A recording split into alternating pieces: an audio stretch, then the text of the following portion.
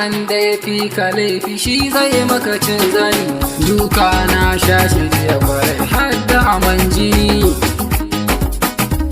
Wane na ya taba ka tashi muje in gani? Aboki na dakata, wannan da kake gani fitsararre ne gidan gadon ya zama rakumi. Dan duka abin da zai so espeta na gani. Wai doka firgice kama ko rasa nutsuwa. Ta ya zan iya natsuwa ga can na ji hayaniya. Me ka mini ka gani abin da yake faruwa? Dan ni in har na gan shi san ban iya nutsuwa. Wasu ne fa nake gani duk sun yi zuga. Jagoran nasu mai tsawo ne to duba. Wani dogo ne na gan shi baya saka riga. In har kuma nan ka bincika ni ya ka duba.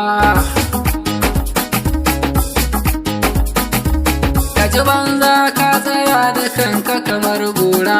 Ka ɓoye a ta can wurin in nuna maka kara. Dan ba na so ya zo ya ƙirka maka kokara.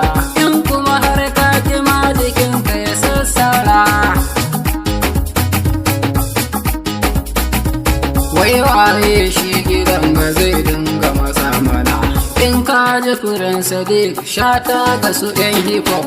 Idea an sha faɗa gidan nan lungu kakaf. A sa'in kuma dan jikin shi ya sha duka yayi kwaf. Ina kallo lokacin ta bayan sha lallabo da katon reshi na dubiya. Aka ba shi kwaf to nan ne har ya suma. Wai dama shi kake ta tsoro kai sannu.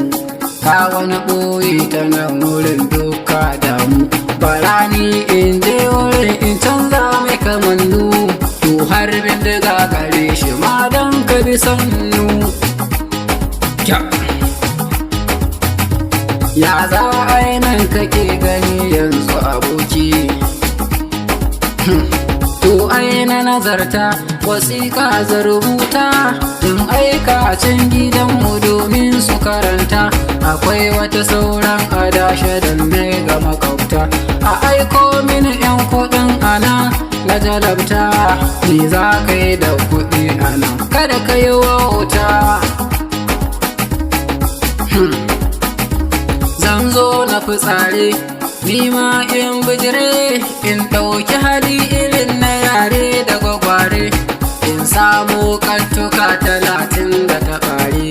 Duk wanda ya tsokane ni in gan shi a sume.